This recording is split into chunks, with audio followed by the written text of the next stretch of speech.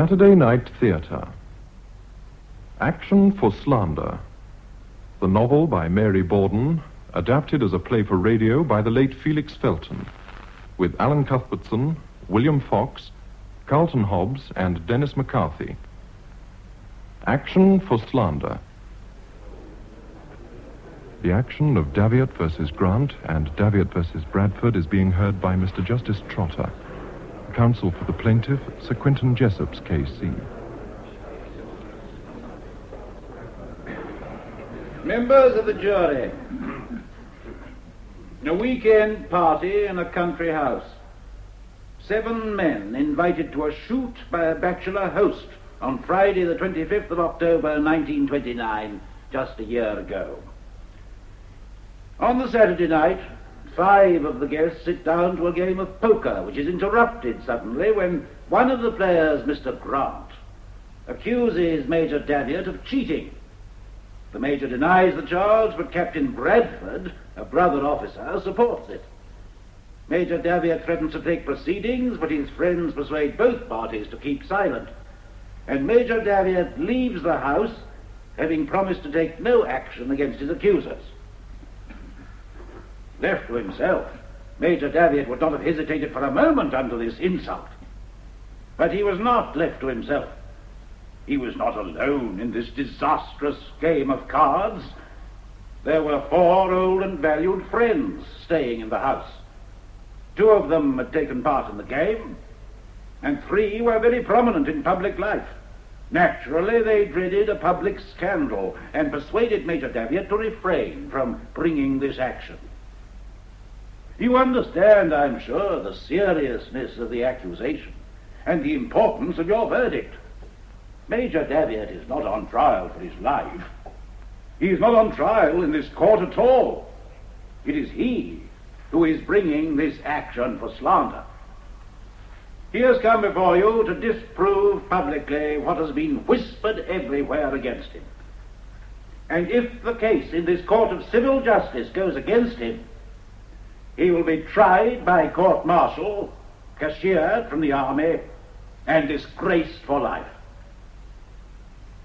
I call Major Daviett.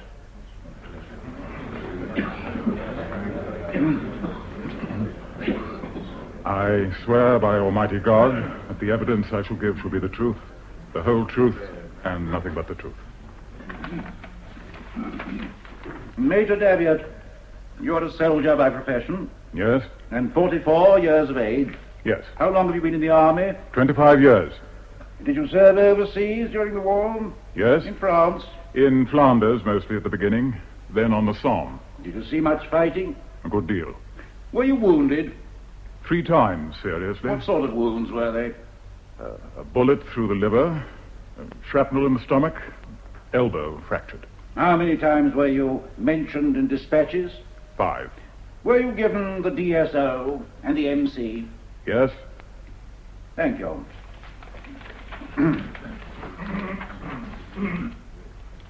Are you fond of cards, Major? Yes? Play much? Yes, a good deal. What card games do you play? Contract bridge and poker, mostly. What is the most you ever won in an evening at poker? £1,000, approximately. And where was this? At your club? No, at Lord Freshwater's flat in Jermyn Street. When was that? About 2 years ago. Was Lord Freshwater an intimate friend? Yes. Do you know if he was in the habit of giving these poker parties in his flat in Jermyn Street? Well, I've played there before. For the same sort of stake? Much the same. Did anyone ever criticize your play at any of these poker parties? No. Has anyone anywhere, in any club, private house, or regimental mess, suggested that there was anything wrong with the way you played cards? No, no one.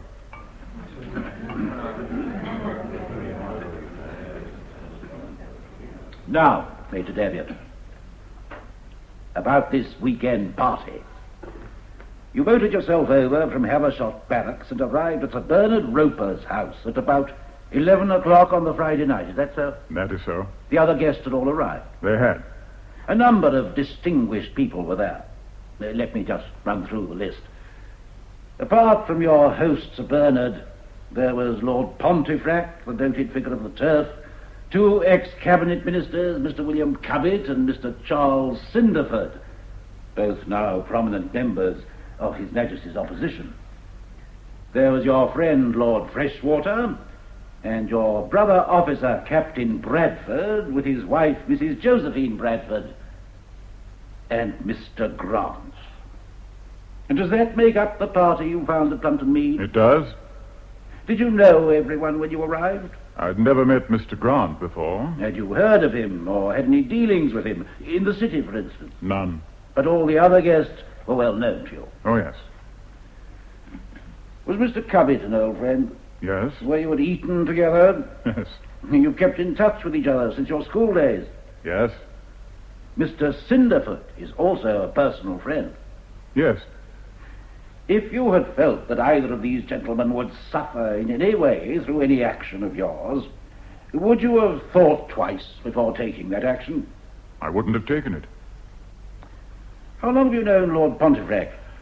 I suppose you could say I've known him all my life. Is it true that you first met your wife at Pontefract Castle? It is. And were you married from Lord Pontefract's house in London? I was. Was your wife included in Sir Bernard Roper's invitation? Yes. But she couldn't accept. No, she was under doctor's orders and had left for New Zealand. So you went to Sir Bernard's alone and found all these people assembled. And they were all old and intimate friends, except Mr. Grant. Is that correct? I would scarcely call Captain Bradford an old friend. When did he join your regiment? During the war in 1917. Then you had soldiered together for about 12 years. Yes. You hadn't become old friends in that time. The more I knew Captain Bradford, the less I liked him. How was that? He wasn't the type of man we wanted in the regiment. Had too much money and flung it about. Is that the only thing you had against him? Oh, no. You had other reasons for disliking him. I had. He was a bully, for one, and unfair, so I thought, to his men. You were his superior officer, I take it. Yes, when I became second in command, not before. What sort of a subordinate was he? A bad one. He resented interference. He had a nasty temper, very good opinion of himself, and I didn't like his way of handling men or horses. Did you, as his superior officer, tell him so? I did sometimes. Can you tell us of such an occasion? The incident I remember best had nothing to do with soldiering. It happened in his stable yard. He'd been hunting. What was it? I found him beating his horse over the head with the wrong end of his riding crop. The horse had thrown him, and I thought he'd just about killed the animal, so I stopped him. How? Got him by the neck and shouted for someone to take the horse. How did Captain Bradford take your interference? Not well. When did this happen? In 1926. Did you report the episode to your colonel? No. How did you and Captain Bradford get on afterwards? We rubbed along. What do you mean by that? Well, there was a certain amount of friction. Had you any reason to think Captain Bradford was nursing any special ill feeling against you when you went to Sir Bernard Roper's for the weekend? No. Anything unpleasant in his manner? Nothing more than usual. You didn't play cards on the night of your arrival, did you? No, we went to bed early. There was a shoot the next day. Everything pleasant on Saturday? Apparently. Would you call it, on the whole, a pleasant, friendly party that sat down to dinner on that Saturday night? It seems so. You dined well. Sir Bernard sets a good table. Excellent. And has a good cellar. I judge so. Plenty of champagne, port, and brandy at dinner. Plenty. It is a habit, I understand, in some houses where hospitality is liberal, to go on serving champagne throughout the evening. Was this the custom at Sir Bernard Roper's? Well, there was champagne going. I don't know if it was customary. Some preferred other drinks. Yes. Captain Bradford seemed to prefer beer. Mr. Grant drank whiskey. Whiskey mixed with soda? Yes. A good deal of whiskey, not much soda. What made you notice this? He twice told the footman not to put so much soda in his glass, and then told him to leave the whiskey bottle and siphon near him. He drank whiskey pretty continuously during this game of poker. He did. How long did the game go on? For about an hour. We began at about 10:30 and stopped, I think, about 11:30. What stopped the game? Mr. Grant jumped to his feet, accused me of cheating, and upset the table. Was he sober when he did that? Not entirely. Were you? Certainly. I don't drink much when I'm playing poker. Why? I like to have my wits about me. I see.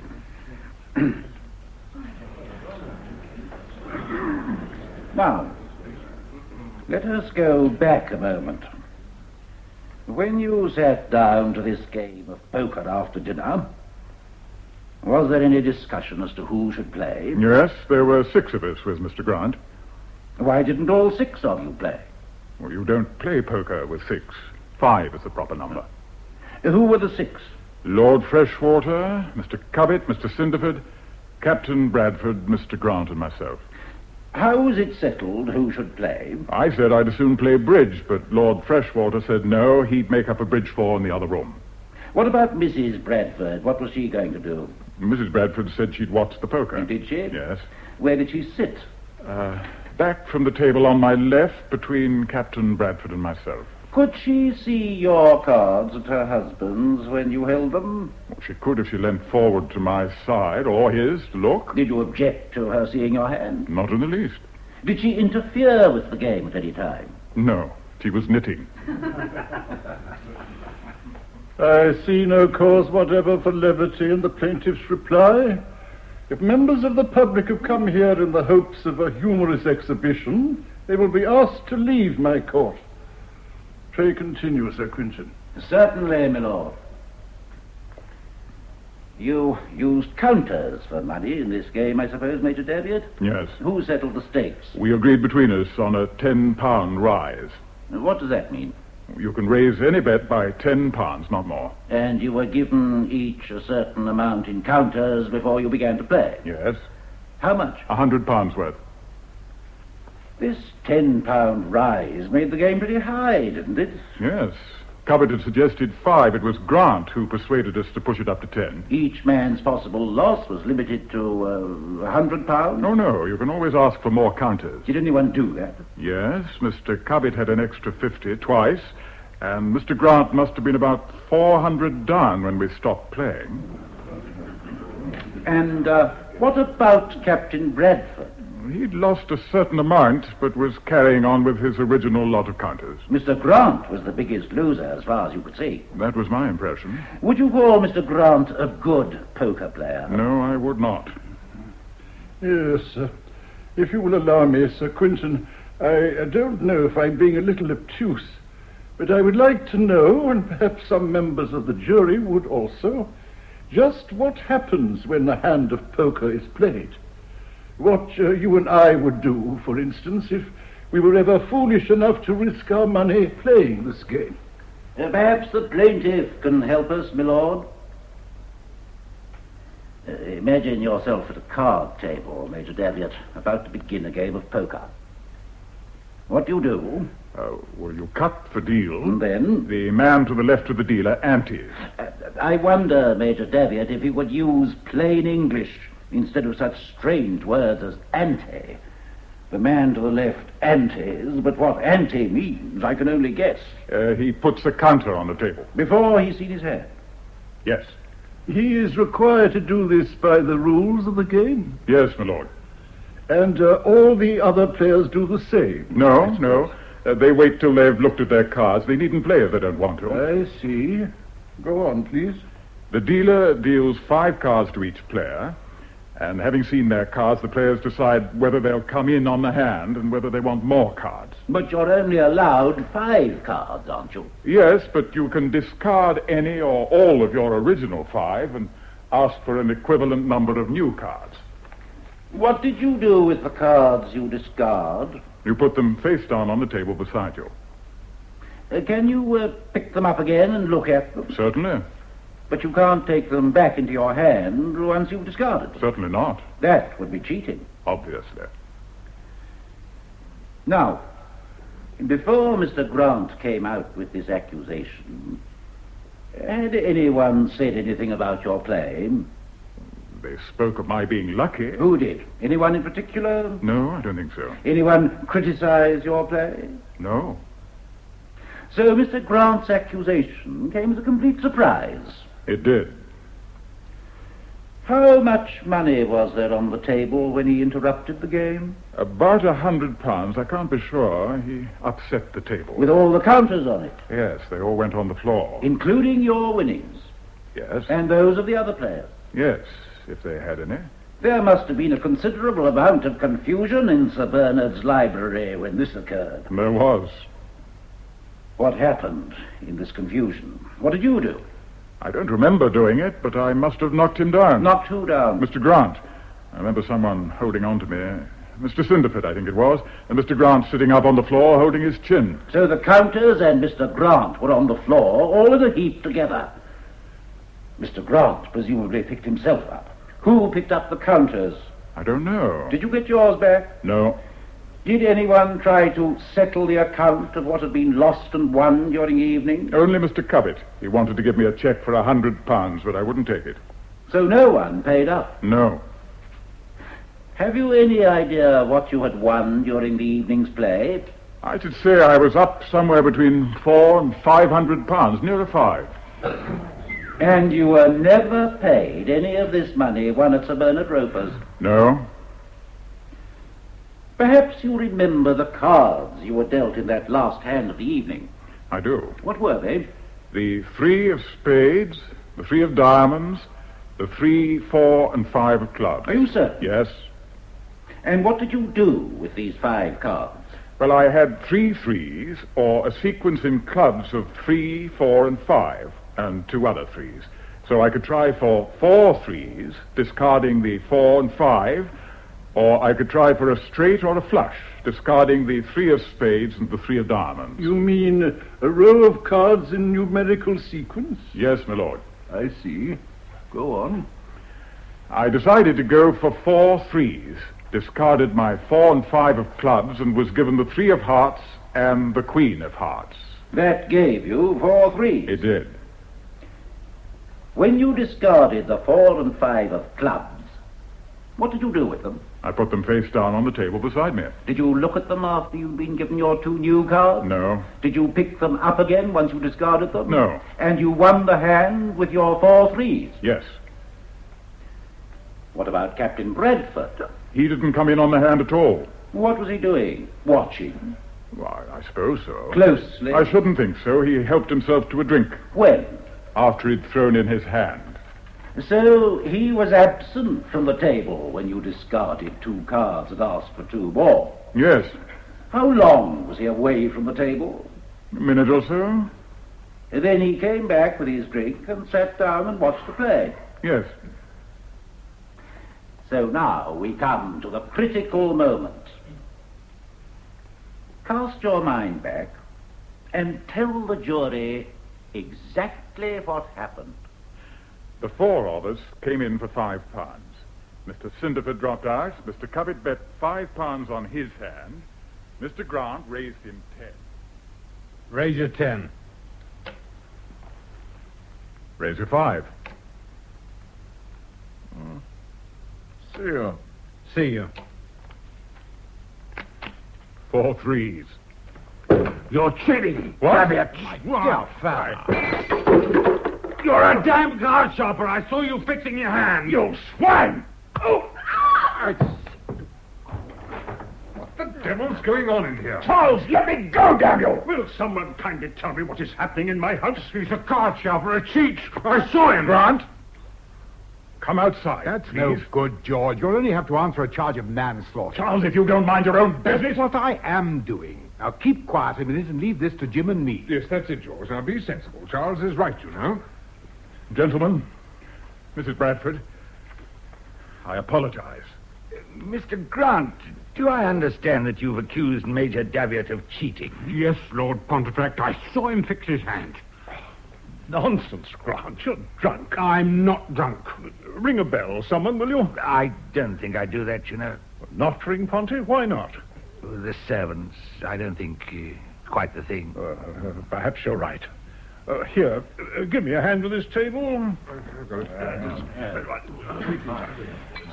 Now then, Davitt, what's all this about? This man accused me of cheating, and I went for him. Bad business, this, Grant. Very serious matter, you know, an accusation of that sort. Ready to apologize? I've no intention of apologizing. What's that? He cheated, and that's that. I stick to what I said. My dear fellow, in my house, you can't, you know, seriously. Oh, can't I? Well, I'm off. You will hear from me on Monday, Grant. Jim, get his solicitor's name for me, will you? Hold on, George, just a minute. What for? Well, my dear fellow, you can't go off like this. There's been a mistake. Very unpleasant for you, I know, but let's get to the bottom of it. Let's sit down and talk it over quietly. No, thank you. Better wait, George. Huh? What do you mean, Bradford? Why had I better wait? I say so, that's all. Come now, gentlemen, sit down. Sinderford, Cubbit, you are in this game as well as Captain Bradford. There's been a most unfortunate mistake. Let's get at it and clear it up here and now. Well, that's it. That's right. Sit down. Do, please. You're my guest, remember? Jim, have you to sit down, can't you? There's a good chap. Mr. Grant, you can't mean this. You simply can't. I'm sorry, Mrs. Bradford. I'm afraid I But do. one doesn't, you know. One simply doesn't. But one does. Damn you, Grant. No, Jim, leave him. It's such a terrible... Josie, keep out of this. There's a good girl. Go and find Jenny. She's gone up already. No, I'm not going. Sinderford, did you see anything irregular in George Davitt's play? No, certainly not. You, Cubbit? Oh, not only did I see nothing, I'd like to say at once that I consider the whole accusation preposterous. Sinderford, you're the brainy man. You do the talking. Well, if you wish. Mr. Grant, what exactly do you accuse Major Davitt of doing? I saw him pick up the cards he discarded, put them back in his hand, and put down two others instead. Why didn't you say so at once? I did. Oh, no, Grant, you didn't. You played the hand out before you said anything. Huh? Oh, yes. Yes, that's right. I finished the hand first. Why? I wanted time to think. I couldn't believe it. You weren't quite certain, was that it? I was certain enough. I could have sworn. Then why didn't you at once? You saw, that is, you say you saw Major Davitt pick up the cards he discarded. He was sitting next to you, on your left. Did he pick them up with his right hand? Yes. You sure? Yes. You were watching his hand, his right hand, I mean. I wasn't watching, but I saw it. It was how far off? Quite close. You'd taken cards yourself? Yes. How many? 2. No, 3. Which? 3. Are you certain? Yes. I'm asking you because, as I remember, you took only one card. How about it, William? You're quite right. He took one card. I'm certain I took more than one. How many? 2. I mean 3. Well, you're certain you took 2 or 3 cards. Maybe 2, maybe 3. Then you saw Major Davitt put down 2 cards he already held and pick up the 2 he discarded in the first place. Why didn't you clap your hand down on top of his and show him up then and there? I don't know. I didn't take in at first what he was doing. I couldn't You've believe... been drinking a good deal, hadn't you? Not more than any of you. Oh, come now. We all saw the whiskey bottle, you know. Well, I wasn't blind, if that's what you mean. I wonder. Perhaps not. You'd quite a lot of money on the table, as I remember. Yes, I had. What's that got to do with Well, it? it might have quite a lot to do with it. If you mean to suggest... I don't think, Mr. Grant, that we need press you much further. What have you to say to this, Davitt? That it's a lie, that's all. Where are the hands, Sinderford? Did anyone keep them? No, they went on the floor. Well, how did they get there? Mr. Grant upset the table. You upset the table, Mr. Grant? Yes, by mistake. It was an accident. Accident or not, it's a pity from your point of view, Mr. Grant. I can see that. There being no way of sorting out the cards or reconstructing the hands, it comes down to your word against Major Davitt's. Are you quite certain you didn't make a mistake and don't wish to apologize? It's not quite as simple as that.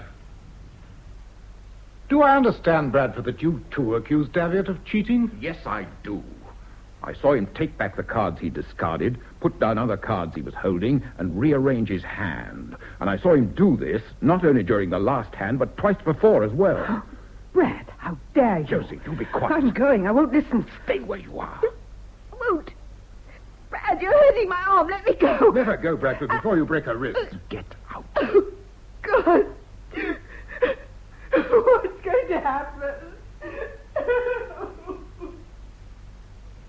Now, George, it doesn't matter what he says. No one's going to believe him. I'm sorry, Sir Bernard, but it's quite impossible for me to stay in your house any longer.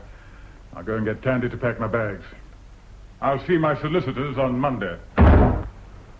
Well, you all saw his eyes.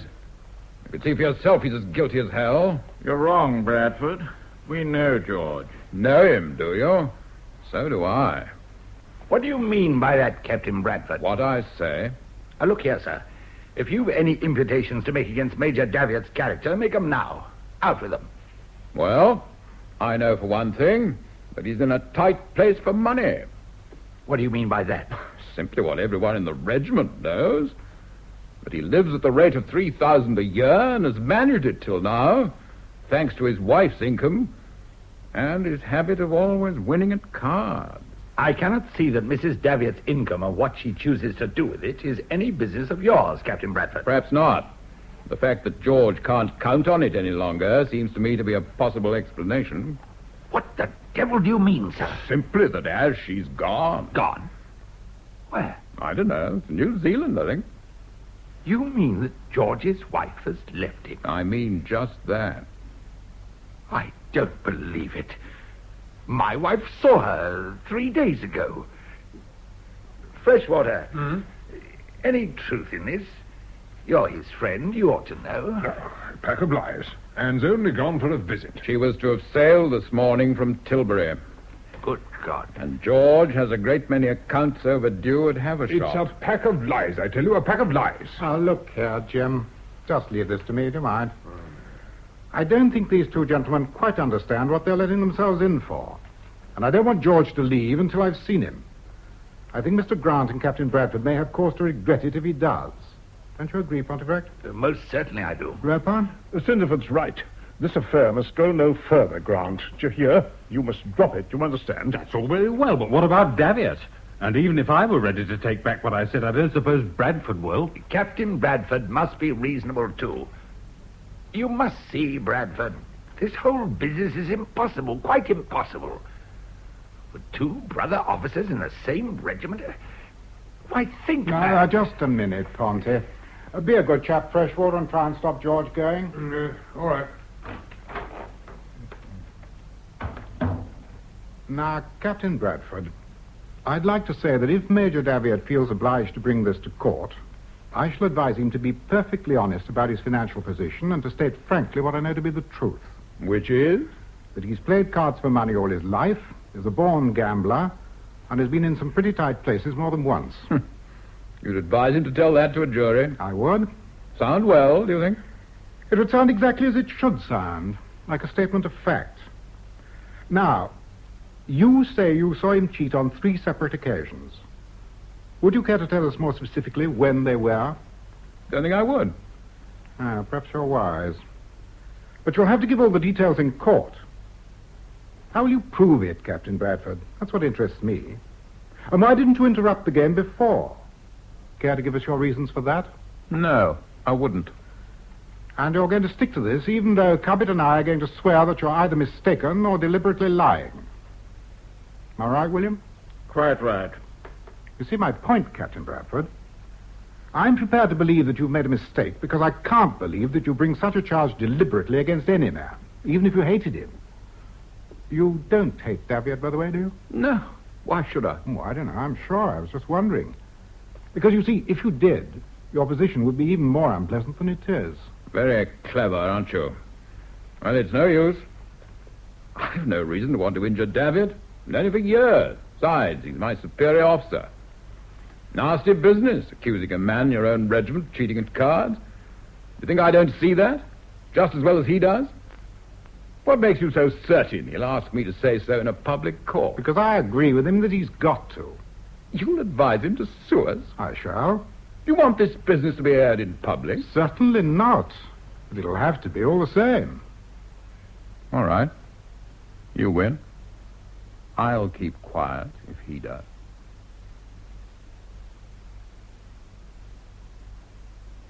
Packed everything, Tandy? Yes, Major. Where are my golf clubs? In the front hall, sir. Guns? I've got them in my room, sir. Right. Well, collect everything and then wait for me outside in the car. Yes, sir. Oh, good evening, my lord. Here's Lord Freshwater, sir. Oh, come in, Jim. All right, Tandy. Thank you, sir.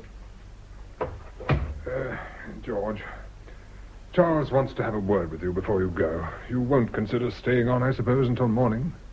No, Jim. Charles can see me any time.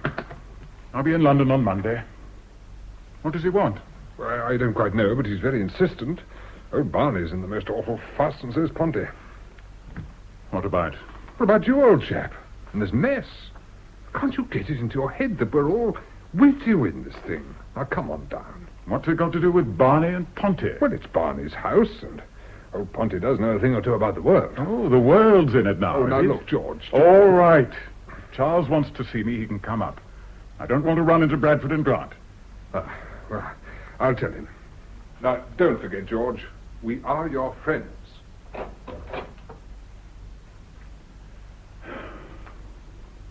Tandy? Tandy? Oh.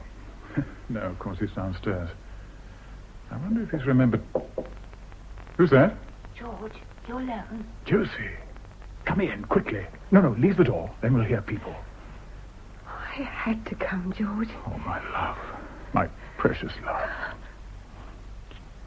Where can we meet? I must see you on Monday. How can I get hold of you? Quick, tell me. Get your things together. We haven't much time. What? Here, wipe your upper lip. George, where can I find you on Monday? You're not coming with me? Tonight, after all this? Why not? Oh, be sensible, George. No time to argue. We'll talk on Monday. Kiss me. Oh, I'll be in town. Meet me at the club, 1:30. No, not the club. Someone might see us. That hotel, then? No, that's worse. William and Jim, they're coming up. What should I do? Go into the dressing room. Wait till they've come in, then slip out by the other door. George, Monday, where? You say. That tea shop at Marble Arch. Downstairs, 1:30. Get in there, quick. Don't forget, George. George, do come down, old chap. The coast is clear. Yes, we've got Bradford and Grant out of the way. Come on. Just a word with Ponty and a drink before you go. Oh, well, if you insist. But I'm leaving tonight. My car's waiting outside. All right, if that's how you feel. But we can't have you rushing off without even saying goodbye. We're all in this with you. All right, then. Let's go down and get it over. Well, I gather you wanted to see me, Ponty. Yes, George. You see, we don't think you quite realize... well, we're all anxious to help you do the right thing after careful consideration. A false move now... Must think, you know, my boy. Look carefully. Yes? Then there's another thing. I don't want to seem to pry into your private affairs, but if it's true your wife has left you, it won't... I don't see why Anne need to be brought into this. Well, she's your wife, George. If you take this matter to court and it comes out, it might look as if her leaving you had something to do with your gambling. I see. My wife's going away. You'll damn me. Is that it? Why, don't put it as strongly as that. But it won't help your case, I'm afraid. When did she go, by the way? Really, Ponty? Anne sailed this morning from Tilbury, since it interests you. Well, there you are. It couldn't be worse. George, I say, I know what to do. Get her back. That's the thing. The boat's sure to stop at Cherbourg or somewhere. Now send her a wire. Tell her you're in a jam. Anne's a good sort. She'll come like a shot. Can we use the phone, Barney? Well, certainly. No, thank you. Huh? And we won't discuss my wife anymore, if you please. Very well, George. We'll leave your wife out of it. And I'll only say this, that I would have advised you to go to your colonel and ask for an inquiry But, well, I doubt if he or the War Office would take a very favorable view. You mean you think they wouldn't believe me? Is that it? Well, how could they? Here are two men who say they saw you cheat. Not one, but two. And one of them is a brother officer with no reason on earth to want to injure you, as he told us just now. So you've talked it over with Bradford? Certainly. Well, that is to say, Cinderford did the talking. And very well, too. He made Bradford see how very unfortunate it would be for him if you took proceedings. I thought you were saying it would be very unfortunate for me. Well, just my point. Disastrous for both sides. Wasn't that our conclusion? You bear me out, Roper, don't you? Oh, indeed I do. No doubt about it. A case like this would leave a very nasty smell. Damn it. Think of what the newspapers would do. 2 ex-cabinet ministers and 2 officers of a crack regiment all playing for stakes like that. You can't muzzle the press, you know. We'd all be in it, even the ladies. Yes, by Jove, I hadn't thought of that. What do you say, Cobbett? George, I'm not thinking of myself. I'm thinking of you, and I beg you not to bring an action for your own sake. Bradford and Grant are prepared to drop it. They've given us their word. What have you got to say, Charles? I can't advise you to bring an action, old man, because I don't feel at all certain that you'd win your case. Why not? I don't see how you could prove that Bradford had any reason to lie, and I don't see how you could prove that you hadn't cheated. Let me get this straight. You've discussed this with Bradford and Grant. They've agreed to keep quiet if I do. And you all advise me to do nothing. Is that it? I see. Very well. You can have it your own way.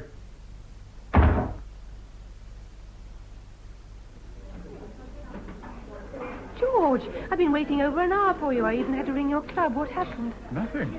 I thought it was off. What do you mean? It's the last thing we arranged, 1:30 here. I know, but everything changed after that.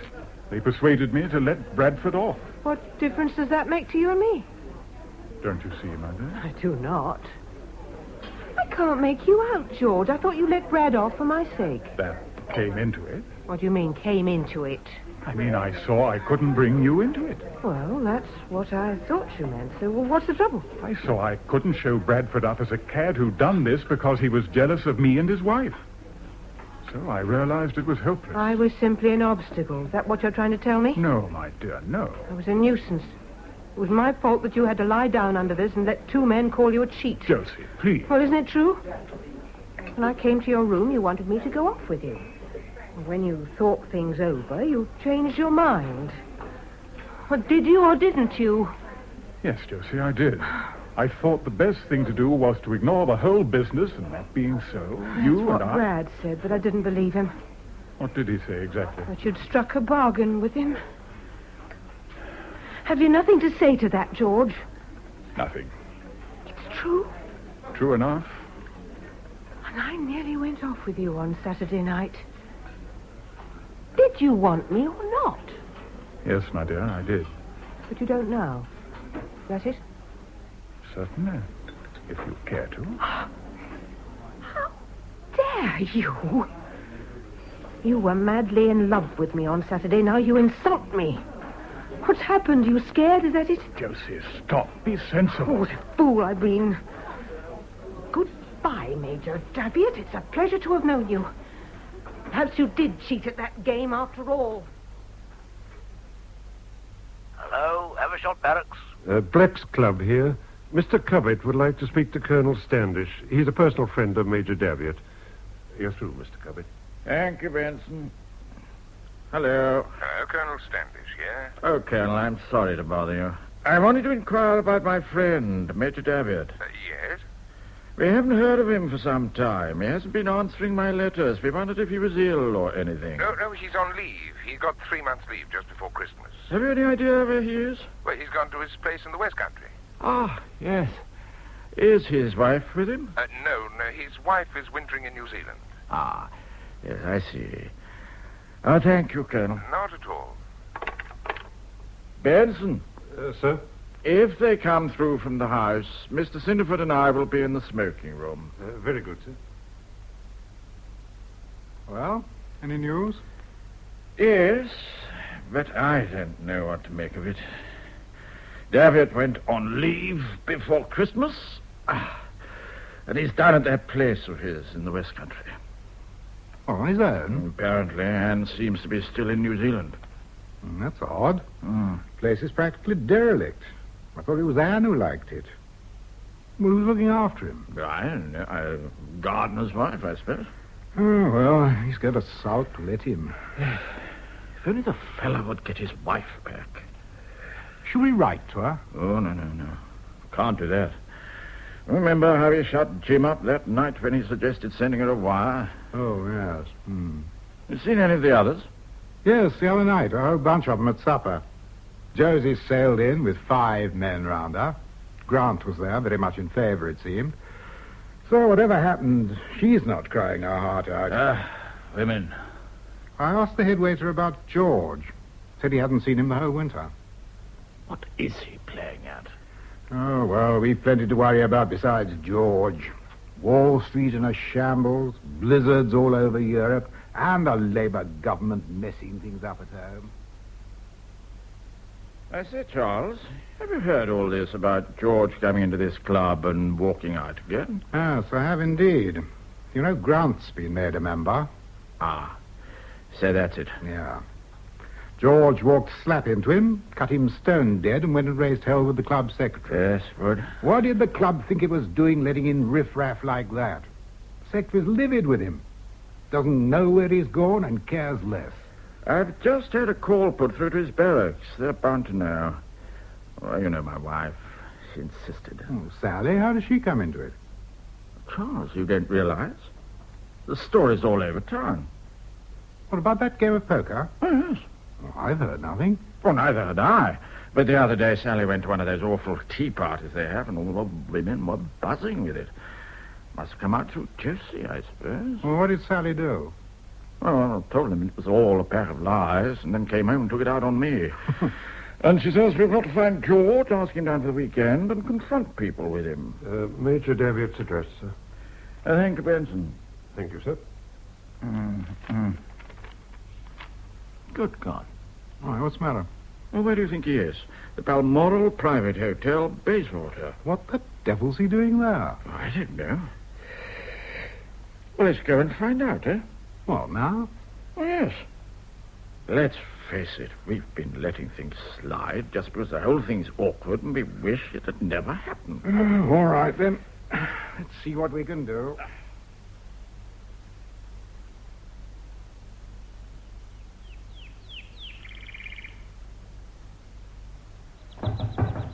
Who's there? Is that you, George? It's William and Charles. Just a moment.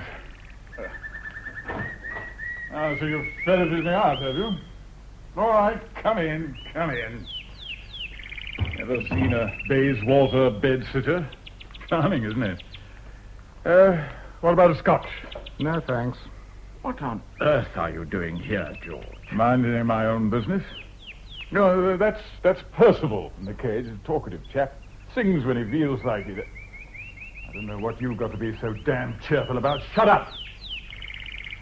Ah, yes, and look, I've gone in for stamp collecting. It's better than poker, don't you think? No unpleasantness, no talk about cheating. Yeah, but what about your soldiering? You still on leave? Oh, that's all right. I drive down to Havershot every day. You think I'm going to go on living next door to that swine Bradford? I thought he'd had the decency to get transferred somewhere. Not him. All right, if he wants a fight, he can have it. I'll get him out before I've done. George, I have a message from Sally. She's very upset at not having seen you. She says you must come down for the weekend, and she won't take no for an answer. Oh, please thank her very much, but I am not accepting any invitations. Oh, George, pull yourself together. You'd better know the story's out. Oh, so they've not kept their word, eh? I don't think it was them. The women have got it. Josie was there, don't forget. I see. Well, this is the way you wanted it. Now you've got it. Thanks for your good advice. George, most sincerely, we're sorry that we advised you as we did. We were wrong.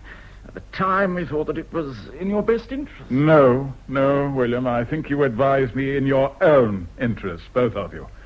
And they're the same today, aren't they? The only difference now is with me, and all I want is to be left strictly alone. I'm sure the house is witty.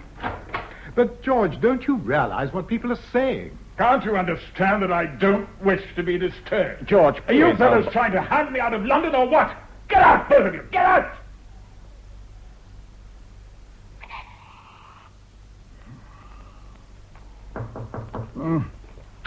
Who's that? Well, who the hell is it? William? William, if it's you and Charles again, I told you last time and the time before, I don't want to see you. Oh, for heaven's sake. Now, look here. Anne. Anne. May I come in? What are you doing here? How did you find me? What made you? I am your wife, George. But you'd gone. Well, I've come back. Sally Cubbett sent me a cable. Why? It said you were in trouble and needed me. And so I came straight back. That's no good, Anne. It's too late. You don't understand. I understand perfectly. Sally met me and told me the whole story. It seems that not only your friends, but I, too, have let you down. You? Well, my leaving you looked pretty bad, George. So you've come back to stand by me. And afterwards? Let's leave the future until we've won, George. Won what? An action for slander against Bradford. I couldn't win without bringing his wife into it. You still care for her enough to want to spare her? Oh, no. But I care for the regiment. Have I explained why Bradford hated me enough to want to ruin me? Very well. We'll forget Josie and win the case without her. I promised Jim, Charles, and William I would do nothing. Have they kept their promise? No. Then you owe them nothing. What's this letter? You haven't opened it. Oh, I don't know. I prefer not to open the sort of letter I get these days. May I? Certainly. It's from Black's Club. It's... George, listen. It's from Bill Cubbett. What does he want this time? Oh, listen. My dear George, I am writing to tell you that the story of our poker game is now all over the place and that the committee of this club is meeting to consider the question of your membership. What? I have discussed this with Cinderford and we want to assure you of our support if you decide to take action in this matter. Please call on us if we can be of any assistance. Yours affectionately, William. Now, what about it, George? Are you going to lie down under this? No. They've forced my hand. Now, the first thing to do is to get you out of this place. You want me to go back to Havershot and live next door to Bradford? No. Huh? We'll take a furnished house in London. A gay little house in the middle of Mayfair. Oh, but Anne, the expense. Oh, to hell with the expense. I'll go to the house agent tomorrow. What about your colonel, by the way? Standish? Oh, he hates the whole thing. And whose side is he on? I think mine. Oh, then he'll give evidence for you. I'd rather leave him out of it. No, George. No one but Josie is going to be left out of it. Jim, Charles, William must all go into the witness box. And if they don't like it, well, it's just too bad. I shan't call them. But, George... You always did rush your fences, Anne. Well, I cleared them, didn't I? Right. What do we do about a solicitor? Sally's seen to that. She's putting me in touch with some people called Smithers and Company. Very old-fashioned, very respectable, just what we need. You keep saying we, Anne. Oh, we are in this together, George. I'll see Smithers tomorrow. So far, so good, Mrs. Davitt. If Colonel Standish is willing to speak out as strongly as that on our client's behalf, it's excellent. But what about all those friends of his, Mr. Cubbett, Cinderford, Lord Pontefract? He doesn't mean to ask them to defend him. But that's madness. Colonel Standish wasn't even there. He can only give him a good character as a soldier. Cubbett and Cinderford took part in the actual game. I know. But he won't do it. He says he's going to tell the jury they gave him bad advice, that he knew it was bad when he took it, and that he isn't going to ask them to help him now. Doesn't he realize he needs all the help he can get? I'm afraid he doesn't. What does he think's going to happen when the other side gets at him? Bradford's got Sir Eustace Cunningham, you know. Very formidable in cross-examination. Has he considered that? I think his idea is to tell the truth, and I think he expects to be believed. Well, we've done our best, Mrs. Davitt. We're briefing Sir Quinton Jessops. But if your husband is going to behave like this, it wouldn't surprise me if Sir Quinton threw up the case altogether. Major Davitt, this is insanity. What do you think the court is? What do you think a judge is? A fool? A child? These men were present at the time and parties to the quarrel. If you don't call them, we might as well make a public confession of guilt and abandon the action. Why should I ask my friends to help me win my case? That's your job, Sir Quentin. I see. And how, pray, am I to do it?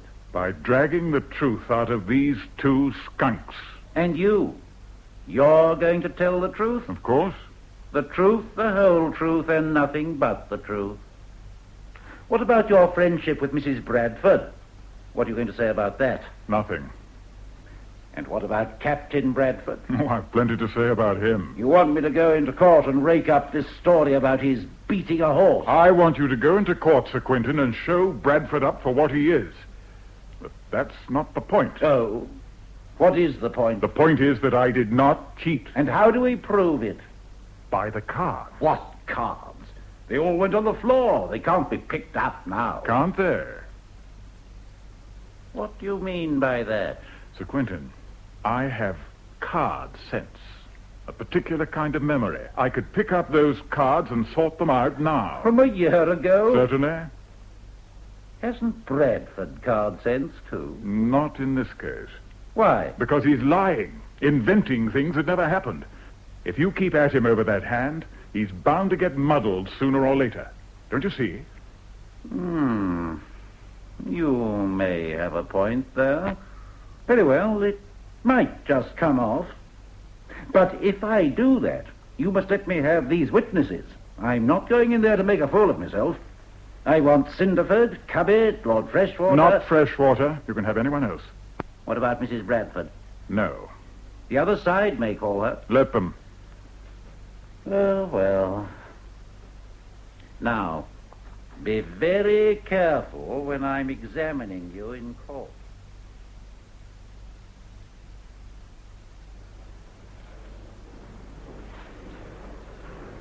What did Mr. Grant say, Major Davitt? His exact words, if you please. He said, "You're cheating. You're a damn card sharper. I saw you fixing your hand." Had you cheated, Major Davitt? I had not. Is there any truth in the accusation against you? None. Do you swear on your oath that you did not cheat? I do.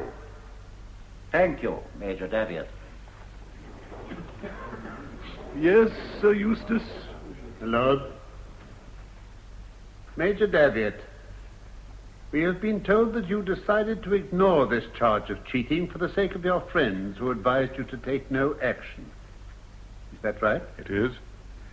So you ignored the insult and left the house, it being then sometime after midnight on the Saturday in question? Yes.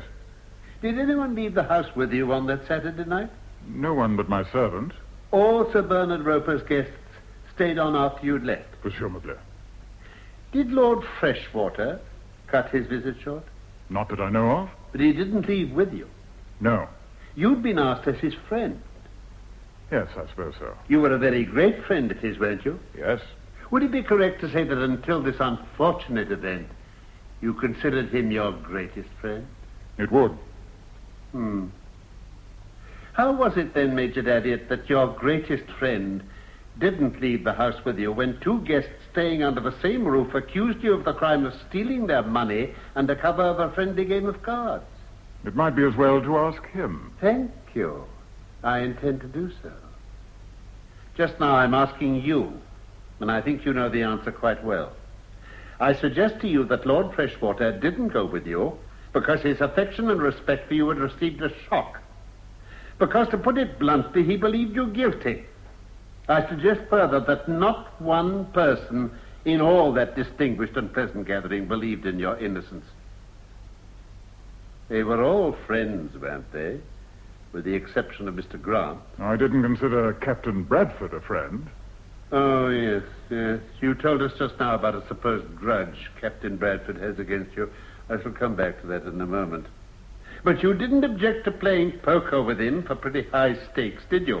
No, I couldn't very well. Oh, please confine yourself to answering my questions, Major Davitt. You counted him friend enough for that, didn't you? Otherwise one imagines you wouldn't have joined the game. It was a friendly game, wasn't it? Certainly. You'd call it a very innocent game, wouldn't you? Yes. No harm in it? None. Nothing disgraceful in 5 men of the world playing such a game? No, certainly not. Even if 2 of them were officers in the army? No. Or ex-cabinet ministers? No great harm in a member of Parliament playing this sort of poker, was there? I didn't think so at the time. You didn't think so at the time. Now, Major Davitt, I think you told us that you'd known Lord Pontefract all your life. That is so. And that you used to stay at Pontefract Castle in the old days. I did. How long is it now since you've stayed at Pontefract Castle? Something over a year. Didn't you and your wife expect to spend last Christmas there? No, my wife was wintering in New Zealand. But you didn't winter in New Zealand, Major Davitt, did you? No. Isn't it a fact that you'd been in the habit of attending a Christmas shoot at Pontefract each year? I'd been there for Christmas several years running. You didn't go there last Christmas, did you? No. Why not? I went somewhere else. I suggest to you that Lord Pontefract put you off. That you alone were put off, and that you were put off because Lord Pontefract didn't wish to continue this old friendship. Am I right in thinking that you've always counted on Mr. Cubbit, too, as a lifelong friend? I have. Seen much of him lately? I haven't kept up with him, if that's what you mean. That, Major Davitt, is just what I mean. What about Mr. Cinderford? He, too, was an old friend. Have you kept up with him since that lamentable weekend? I haven't seen much of him. How many times during the past year? I don't know exactly. It was on Mr. Cinderford's advice, wasn't it, that you decided over a year ago to take no action against Mr. Grant and Captain Bradford? On his and others. Did you accept this advice readily? No. You thought they gave you bad advice? I knew it was bad. You tell me that you decided to do something you thought foolish simply because your friends asked you to? Yes. I put it to you that Mr. Cinderford told you you couldn't win this case, and that he said this because he knew you'd cheated. I was not guilty, and Mr. Cinderford knew it. For a whole year, you have been willing to let this accusation stand against you simply because your friends advised you, as you thought very foolishly, to do nothing. I took action 3 months ago. Oh, so you did. Thank you for correcting me. Yes. Yes, you made up your mind nearly 9 months after you'd been accused of cheating to take action against Mr. Grant and Captain Bradford. What made you do this after such a long interval? I realized that people were talking. About your having cheated at cards? About my being supposed to have cheated at cards. When was it that you first suspected people were talking? Now, please give me a careful answer. I suppose I began to imagine so when I came back from leave at the end of February, but I didn't know anything definite. Are you sure you didn't suspect something before that? Why, I may have imagined something. Didn't you begin to avoid people you were in the habit of seeing, as well as your old friends, even before you went on leave? No. Didn't you keep to yourself because you were afraid people who'd heard how you'd cheated at cards wouldn't want to see you? No. Did you go to your club as usual? I did for a time. Didn't you notice soon after Christmas that men with whom you've been used to playing cards no longer wanted to play with you? I thought I noticed a difference, but I wasn't certain. You been in Black's Club since last March? No. Or to the Pall Mall? I don't think so. Aren't you certain? I can't remember. I put it to you that you hadn't set foot in either of these clubs since last March because you were afraid if you went there, you'd be cut by your old friends. That is not so. I put it to you that your friends advised you to take no action in your best interests as a man who was guilty, and that you accepted this advice and were willing to live on all these months, knowing that you were dishonored, knowing that you were avoided by decent men who had once respected you because you had cheated that night and were afraid to take any action against your accusers. I did not cheat. I am innocent. Now, about this poker game, Major Davitt. The stakes were pretty high. I've no doubt the jury will think them very high indeed. But as far as you knew, the 4 gentlemen you played with could afford to lose several £100 in an evening just as well as you could. Is that so? As far as I know, yes. Could you afford it, Major Davitt? I didn't lose. I won. I'm aware of that. But suppose you'd been £500 or whatever it was down instead of up. Would you have been able to draw a check on your bank for that amount? I wouldn't have lost so much in any circumstances. It's a question of luck, isn't it, in a fair game? I'm talking, remember, of fair play. If you play fairly and the luck is against you, how can you avoid losing? You can't, but you can limit your losses. I see. So when you sat down to a game of poker, you were prepared, even in a fair and friendly game, to lose only a certain minimum sum, but ready to win any amount. You can put it that way. I didn't tell the other man when to stop, if that's what you mean. You suggest that I'm putting it unfairly? No, only unpleasantly. Gambling and cheating at cards are not pleasant subjects, Major Davitt. Allow me, nevertheless, to keep you to the point. To what lengths would you have gone to avoid losing £500 on that Saturday night? I don't understand the question. I will be more explicit. Suppose your luck had been out in this game, and you'd been £500 down at 11:30. Would you have cheated in order to recoup yourself? Certainly not. 1929 was a bad year for you, wasn't it, as far as gambling went? Not as I remember. You don't recall noticing any difference in your income from cards? I had no income from cards. Please don't beat about the bush, Major Davitt. Weren't you hard-pressed for money when you let your house at Havershot and moved into those lodgings in Bayswater? No.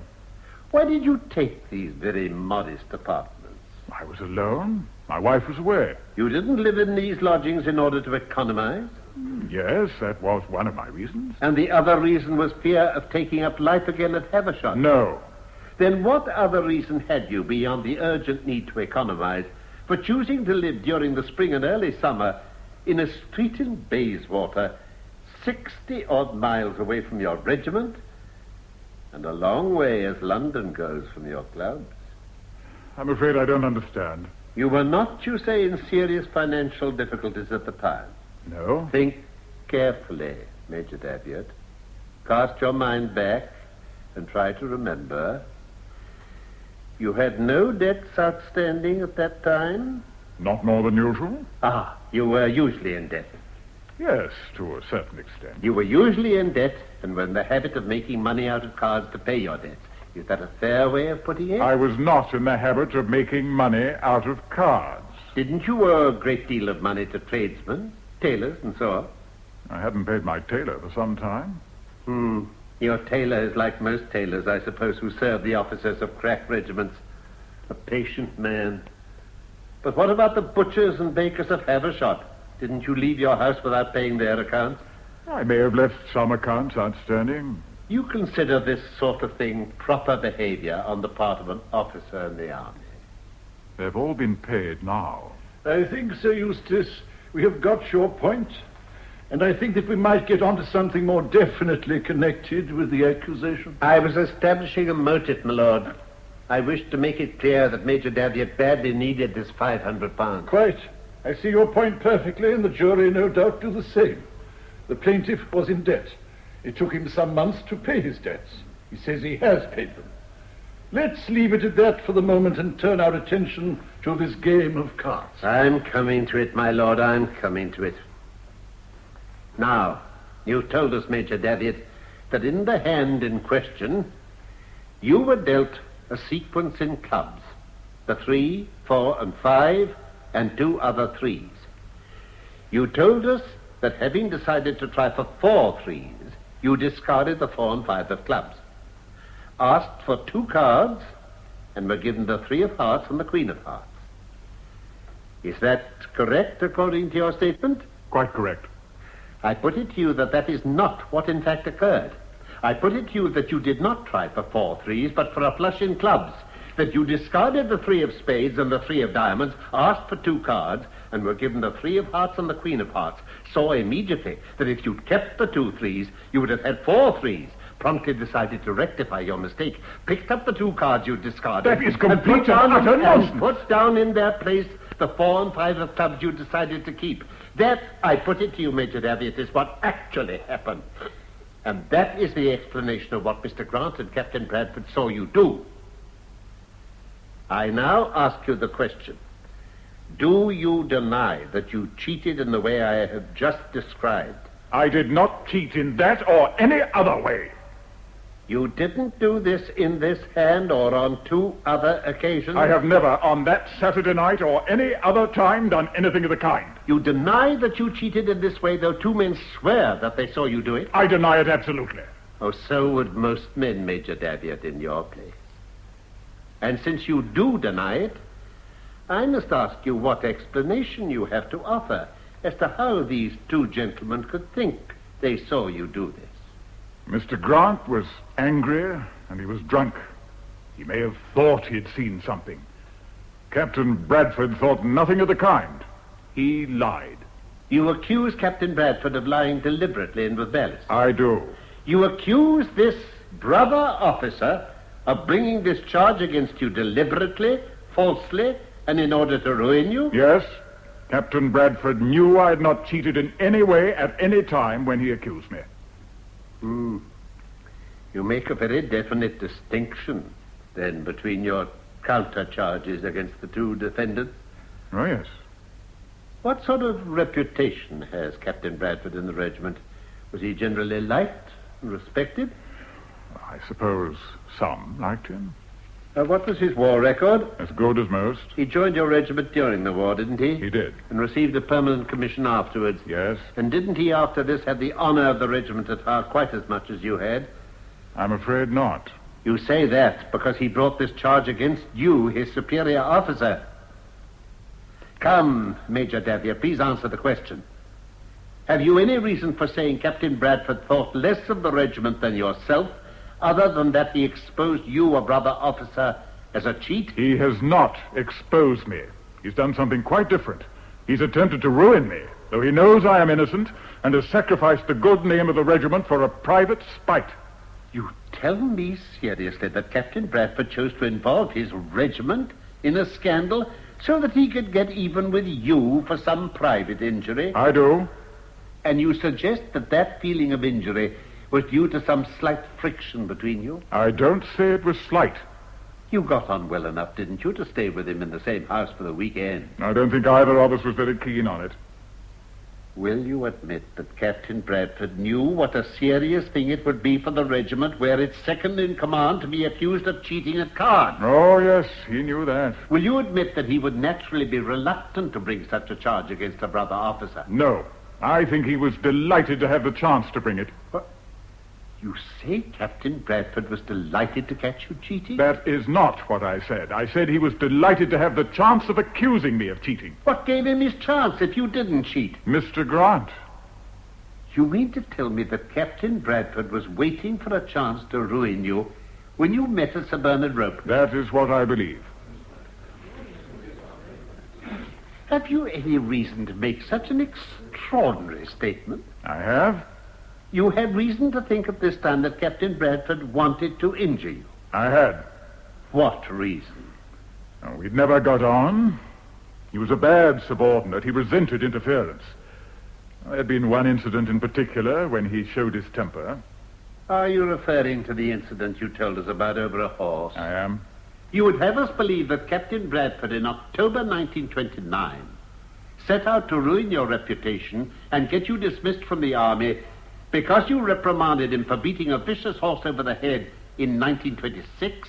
I would have you believe the truth, that he lied deliberately, knowing I had not cheated. Major Davitt, is this all you can offer by way of explanation of your fantastic theory?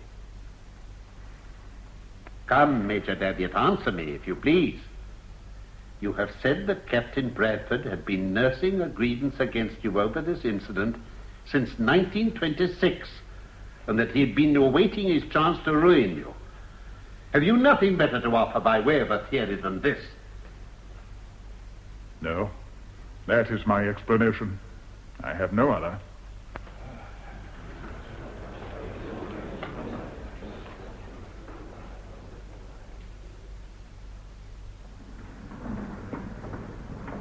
Mrs. Davitt. Good evening. Good evening. Do you want George, Mr. Cinderford? I think he's still with his counsel. Oh, just tell him from me that he did very well. Would you think so? Bradford's man gave him a pretty rough time. Yes, but he stood up to it. And the judge came down on his side. That's always a good sign. I wish Cubbett and I had done better in the box. Well, you both stood up for George. Yes, but there's this awkward fact that we've none of us been seeing him. The defense were onto it every time, particularly with Pontefract. He didn't help. But Colonel Standish was a tower of strength. I think he may have sown a doubt in the judge's mind, if not in the jury's. What do you think's going to happen, Mr. Cinderford? Well, it'll all turn on what sort of show Bradford puts up in the box tomorrow. And Grant? Grant too, but he doesn't matter so much. Bradford's the crux. What about Sir Bernard Roper? What will he have to say? Oh, nothing of consequence. He's done his damage behind the scenes. And Mrs. Bradford? Josie? If I were handling the defense, I wouldn't put the fair Josie in the box. You don't think she'll say George cheated? No, I don't think she'll say that. Everything depends on whether Jessops can trip up Bradford. We must all hold our thumbs for tomorrow. Just one other point, Captain Bradford. Colonel Standish stated that you told him you could give chapter and verse for each case of cheating. Did you say that? Yes. And that you could remember the cards put down on the table on each of the 3 occasions when you saw Major Davitt cheat? Yes, I believe I said that. Perhaps you could illustrate that for us. Just tell the court what happened the first time. Certainly. Mr. Cubbett was dealer. He dealt me a pair of knaves. Knaves of hearts and diamonds. 2 small diamonds and an ace of spades. Major Davitt took 1 card and discarded 1. I discarded my 2 small diamonds and was given the knave of spades and the 10 of clubs. That gave me 3 knaves. A goodish hand. Yes. Pray continue. Well, I was going to back it against Davitt when I saw him pick up the card he discarded and put down another in its place. What did you do? Nothing. That is, I went on playing and backed my hand against his. I was determined to see him and see what he'd got in his hand. And did you see him? Yes.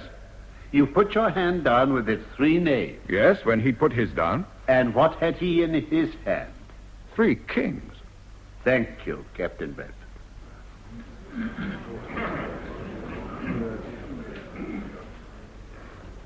I want to come back to the last hand of the evening, Captain Bradford.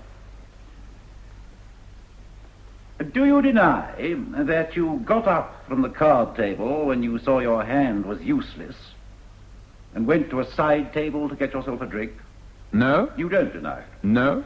You don't deny that you were absent from the table while Mr. Cinderford was giving cards? Oh, yes, I deny that. That's quite a different thing. I only got up after the dealer had given cards and after I'd seen Major Davitt cheat. I left the table because I was disgusted by what I'd seen. What had you seen? I'd seen Major Davitt pick up the 2 cards he'd discarded and put them back in his hand. I want you to be a little more explicit, Captain Bradford. This is a very serious matter. It is almost a matter of life and death to the man whose interests I represent. I want you to describe carefully and in detail exactly what you saw him do. Begin with the deal, if you please. Mr. Cinderford was the dealer. Now tell us exactly what happened. Mr. Cinderford dealt. I looked at my hand and saw it was pretty useless, but waited to see what the others were going to do before I threw in my hand. I then saw that Major Davitt had discarded 2 cards. He put them down on the table beside him and asked for 2 new cards. Just a minute. What about the other players? I don't understand. You told us you were waiting to see what the others were going to do.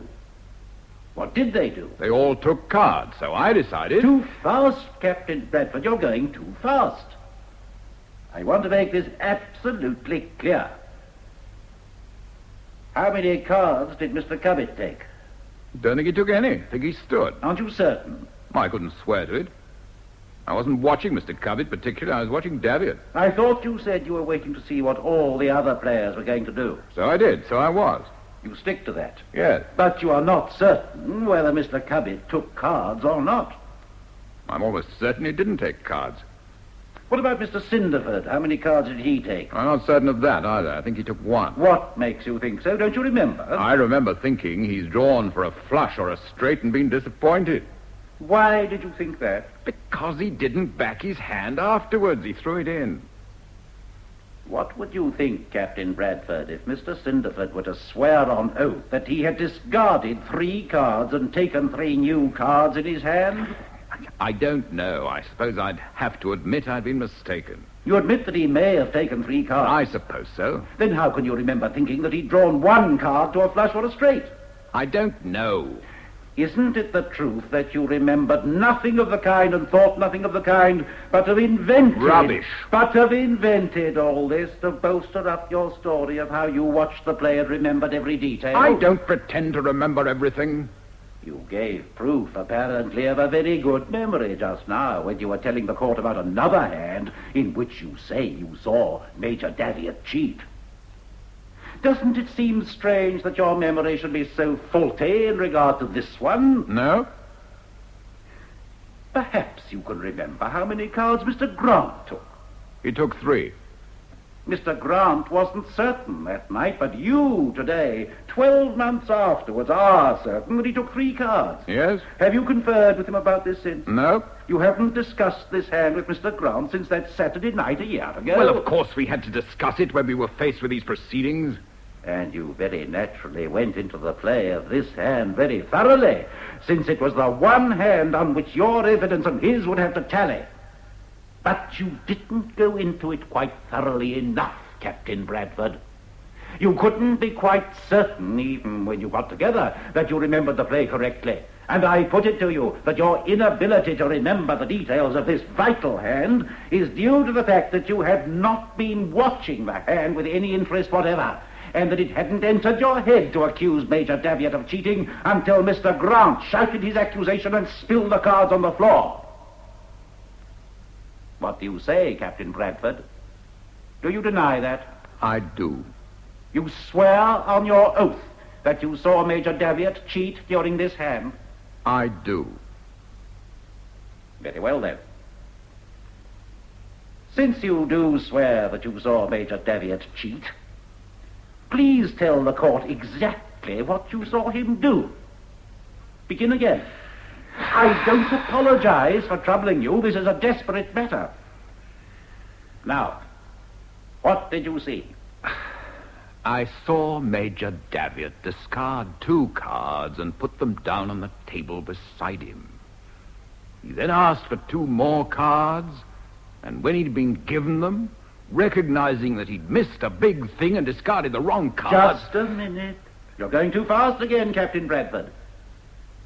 What did Major Davitt do with the 2 new cards the dealer gave him? He put them with the 3 in his hand. How did he hold them? I don't understand the question. Did he hold them in front of him so that he could see them? Yes. Did he hold them in both hands? No. In which hand did he hold these 5 cards? Just describe the movements of his hands. Go back again. He had discarded. He was holding 3 cards. In which hand? Go on, please. He was holding 3 cards in his left hand. He picked up the 2 new cards with his right hand and put them with the 3 he'd kept into his left hand. Well, he is now holding 5 cards in his left hand. Then what does he do? He picks up the 2 cards he has already discarded with his right hand, slips them in quickly with the others, and... Just a minute. He is now holding 7 cards in his left hand. Is that right? I suppose so. Come, Captain Bradford, come. Did Major Davitt have all 7 cards in his hand at one moment or not? If you saw him cheat and are not inventing this whole thing, you must know. Or are you inventing? I'm inventing nothing. I'm telling you what I saw with my own eyes. Very well. Did you see 7 cards at a given moment in Major Davitt's left hand? Yes. Have you reason to believe that anyone else, in addition to Mr. Grant, saw Major Davitt cheating in the way you have described? Yes. My wife saw him. What about the other 2 hands in which you say Major Davitt cheated? Have you reason to believe your wife saw something on both these other occasions? No, I couldn't say about that. How was it that Mr. Grant noticed nothing the first time nor the second? I don't know. Isn't it because you have invented the whole thing? No. I put it to you that what you say occurred is physically impossible. I put it to you that Major Davitt could not have done what you describe, even once, without everyone at the table seeing that he was cheating. Do you swear on your solemn oath that you saw him handle the cards in this way, not only once in the last hand of the evening, but twice before? I do. My lord, I have brought with me into court a pack of cards. And I ask your permission to demonstrate with these cards what it is that my client has been accused of doing. If you will allow it, I propose to ask Captain Bradford to oblige us by coming down out of the witness box and sitting at that table, so that with Mr. Cinderford dealing him the cards as he dealt that fatal night, he can go through the movements he has attributed to Major Davitt for the benefit of the jury. Any objections to this, Sir Eustace? I see a number of objections. What are they? The conditions, my lord, are very different. We've no card table, no counters, no drinks either. It isn't possible to recreate the scene. We have the cards, haven't we? One pack of cards is much the same as another, is it not? Certainly, my lord. Perhaps you think one pair of hands is very different from another, from the hands of a cheat, for instance. Is that what you are thinking, Sir Eustace? I was thinking something of the sort. But I don't remember anyone suggesting that the plaintiff had ever been accused of cheating before this. You don't propose now, do you, to suggest that Major Davitt was an habitual cheat and an expert card sharper? That isn't part of your case, is it? Because if it is, you've left it out. No, my lord, that isn't our case. And I don't see why Captain Bradford shouldn't demonstrate to us just what he saw Major Davitt do with those cards. If your lordship wishes to allow this sort of melodramatic spectacle. If melodrama comes into this sordid affair, it came in a year ago, Sir Eustace, and I think we can keep it out of this court. I think, in fact, that I myself would like to see just what did happen to those cards. And since Captain Bradford is the one person who is quite certain what did happen, he would seem to be the right person to show us. Captain Bradford, will you be so kind? Mr. Cinderford? But perhaps Captain Bradford would prefer to have his co-defendant to act as dealer. What do you say, Mr. Cinderford? Perhaps you'd better watch this time and let Mr. Grant deal the cards. I think that's a much better plan, my lord, if Sir Quentin agrees. Oh, certainly. Much better. Very well, then. The cards, please, Sir Quentin. Kindly give them to Mr. Grant. Sit down, Mr. Grant. Sit down, Captain Bradford. Clerks of the court won't mind standing for a few minutes.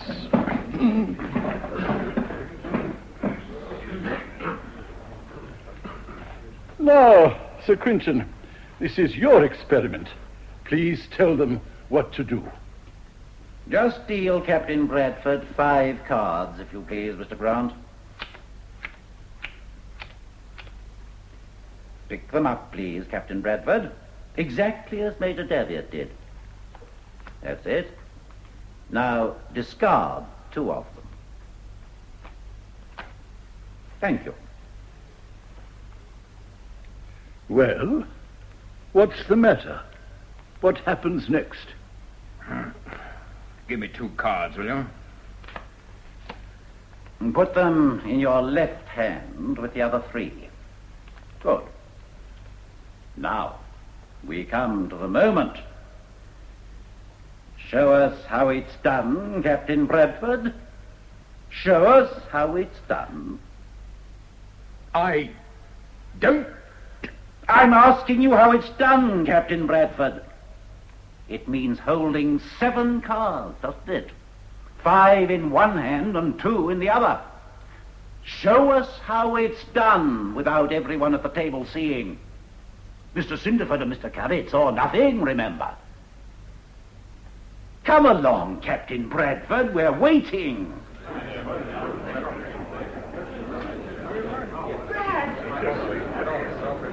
My lord, it's not fair. I tell you it's not fair. Conditions are entirely different. Cunningham, why'd you let me in for this? You're an idiot, do you hear? A damned idiot.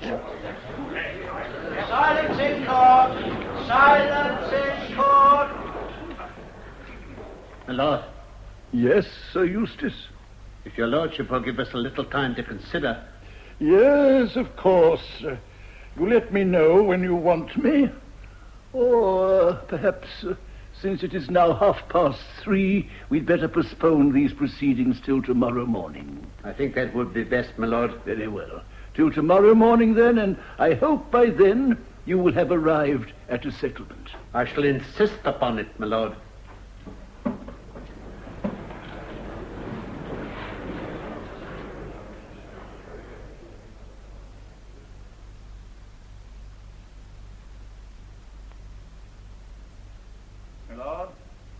I'm glad to say that damages have been agreed at £3,000. 1,000 to be paid by Mr. Grant, 2,000 by Captain Bradford. Yes. Anything else, Sir Quinton? I would just like to say, my lord, that my client accepts the full apology offered by the defendants and is glad that justice has been done. He hopes the court now understands the character of his action for slander and the reasons for it. The damages asked are moderate, and he tells me that the entire sum will be donated to charity.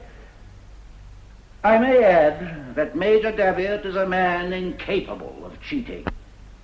He has conducted this case on one single principle, that the truth alone would serve him. And it has served him. Thank you, Sir Quinton. It remains for me to say that this is the most scandalous and the most disgraceful case I have ever had anything to do with. I can only hope that it will not turn out to have been, at the same time, one of the most harmful. I am not referring to the harm done to the plaintiff. Admittedly, he has suffered a grave slander. I regard the figure of the agreed damages a reasonable one. And since the plaintiff is good enough to say that he will give the whole sum to charity, the defendants have the satisfaction of knowing that their money is not going to be gambled away at a card table. No, I refer to the harm that such men as the defendants, the plaintiff, and his friends can do publicly by the bad example of their vicious and irresponsible behavior.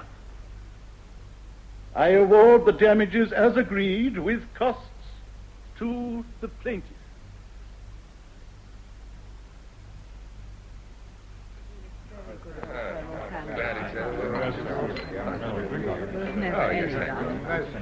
That was the Pontefracts on the phone, George. We're dining with them tomorrow, and they're expecting us for Christmas. Ah, that's the way. Another drink, anybody? Oh, no, not for me. I'd better be going. Oughtn't be here at all, really. What about it, Cabot? Yes, you're right, Charles. Back to the house. Yes, back to Havershot for me. Thank you for looking in, Colonel. Oh, that's right. I know how much George has appreciated it. Now, where are coats? Oh, Tandy's got them somewhere. Tandy, the coats? Yes, Major. Goodbye, then, and thank you again. Goodbye, ma'am. We'll see you very soon. Many thanks. Goodbye. Good night. Goodbye. Goodbye.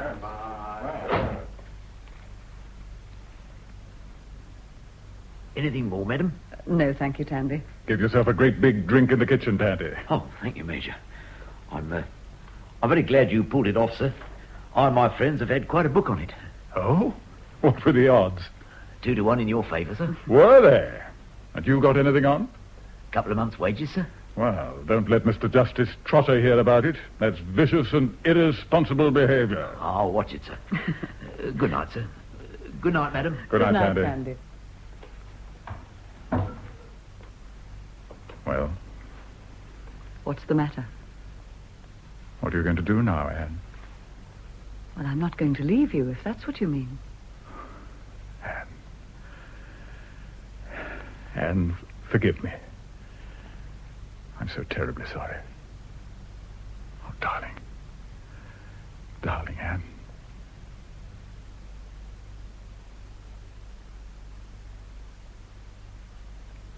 In Action for Slander, the novel by Mary Borden, dramatized for radio by the late Felix Felton, the part of Major Daviot was played by Alan Cuthbertson, that of Sir Eustace Cunningham, K.C., by Carlton Hobbs, Sir Quentin Jessop's K.C., Dennis McCarthy, and Captain Bradford by William Fox. Other parts were played as follows: Mr. Justice Trotter, Rolf Lefevre; Mr. Grant, Anthony Vickers; Mr. William Cubbett, Hayden Jones; Mr. Charles Cinderford, John Brining; Lord Freshwater, Manning Wilson; Sir Bernard Roper, Godfrey Kenton; Lord Pontefract, Brian Haynes; Tandy, Timothy Bateson; Josie Bradford, Diana Olson; Colonel Standish, Vernon Joyner; Anne Daviot, Diana Bishop; Mr. Smithers and Benson, Peter Williams. The play was produced by David H. Godfrey.